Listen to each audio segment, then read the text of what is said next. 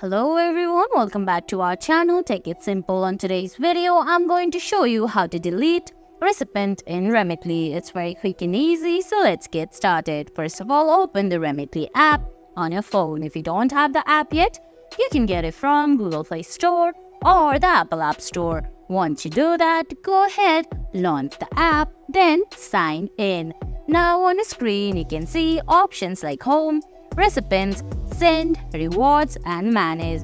Tap on Recipients, then you're gonna see the list of recipients you've added. Tap on the recipient's name, which you want to delete, then select Edit from the top right corner. Once you do that, scroll down, then on the bottom left corner, you're gonna find Delete option. Tap on it, then select Delete from the screen again. And guys, that's it. That's how you delete recipient in Remitly.